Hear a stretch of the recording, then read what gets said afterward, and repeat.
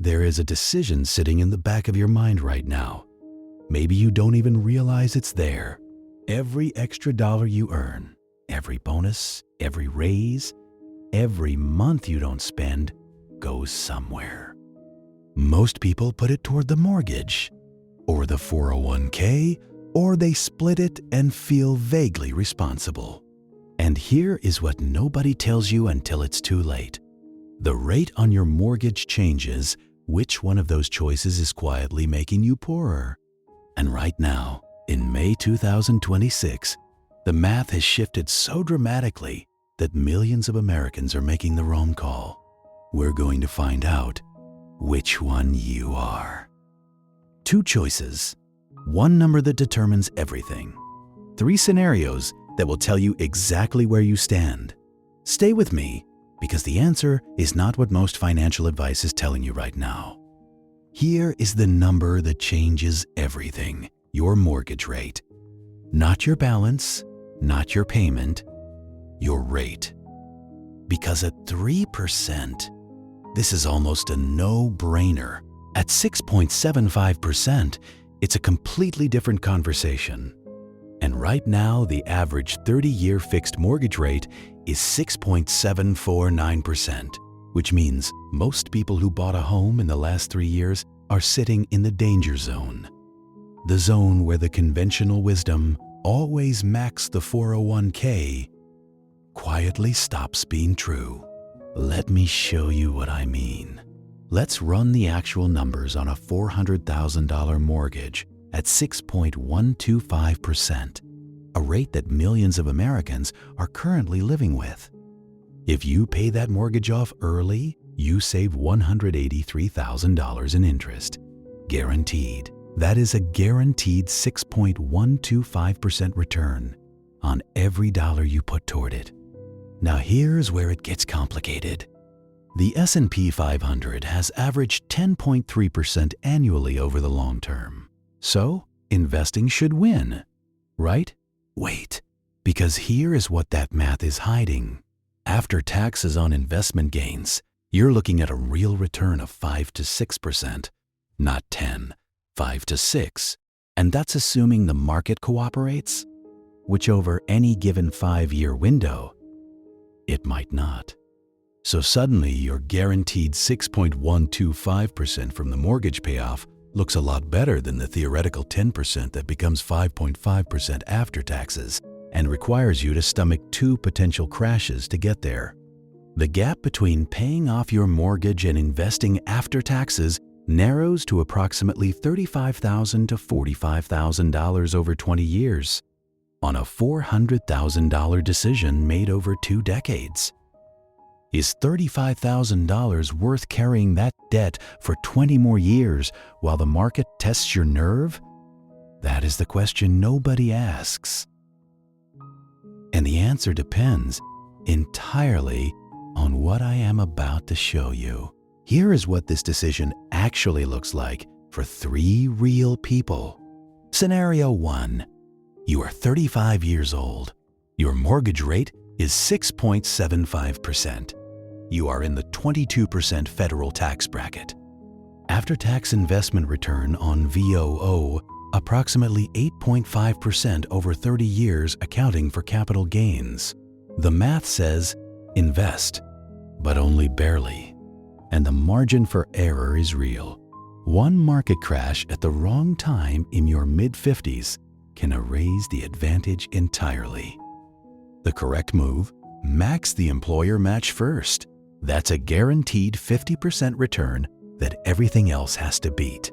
Then split the remainder 70% investing, 30% extra mortgage payment. You get the upside, and you reduce the debt that's dragging you at 6.75%. Scenario 2. You are 52 years old. Your mortgage rate is 6.75%. You have 13 years until retirement. This is the scenario where conventional wisdom quietly destroys people. At 52 with a 6.75% mortgage, your investment time horizon before you need the money is short enough that the guaranteed return of mortgage payoff starts winning aggressively. One bad sequence of returns in the 3 years before you retire, and you are underwater on the math. The correct move: max the 401k catch-up contribution, $32,500 in 2026 for the tax deduction and employer match. Then direct every additional dollar at the mortgage. Scenario 3. You are 45 years old. Your mortgage rate is 3.5%. You locked in before 2022. Stop reading this scene. Keep investing. Your guaranteed return from paying that mortgage off is 3.5%. The S&P 500 returns 10% average. Even after taxes, you are pocketing the difference. Do not pay that mortgage off early. Not a single extra dollar. This is the scenario where the math is unambiguous and most people still get it wrong because they hate debt psychologically. The math does not care about your psychology. Here is the variable that changes the entire analysis and almost nobody includes in the comparison: liquidity. Your 401k is illiquid before 59 and a half. Early withdrawal costs you 10% penalty plus ordinary income tax.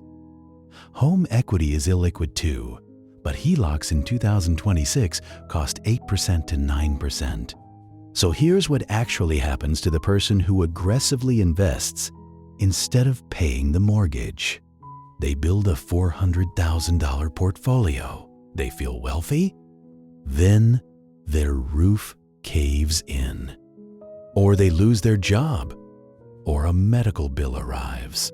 And they either pay 30% in taxes and penalties to access their retirement account, or they take a HELOC at 9% to access equity they could have built for free by paying the mortgage down. The liquidity trap is worth approximately $40,000 to $80,000 in actual financial outcomes over a 20-year period. That is the number no calculator shows you. And it belongs in this analysis. Here is what the data actually says in 2026. Not opinions. Data. At 6% plus rates, the decision is much closer than at 3%. Paying off your mortgage gives a guaranteed 6.125% return, better than savings accounts at 4.5%, bonds at 4.3%, and CDs at 4.8%. Investing in stocks historically beats it, but with significant risk. The correct framework is not mortgage versus 401k. It is this. Step 1, 401k to the full employer match. Always. That match is a guaranteed 50% to 100% return that ends the debate before it starts. Step 2, Roth IRA maxed at $7,500. Tax-free growth that no mortgage payoff can replicate. Step 3, HSA maxed if eligible. $4,400. Triple tax advantage. Step 4, now the real question. Everything above the match, the Roth and the HSA. This is where your rate determines the answer. Above 6.5%, split 50-50 between extra mortgage payment and taxable brokerage. Below 5%, invest everything. Between 5% and 6.5%, run your specific after-tax return calculation before deciding. The people who max their tax-advantaged accounts first and then pay down the mortgage with the remainder are not making a bold financial choice. They are making the only mathematically defensible choice given 2026 rates. Everyone else is picking a side in a debate that has a formula. The question was never mortgage or 401k. The question was always, what is your rate? What is your age?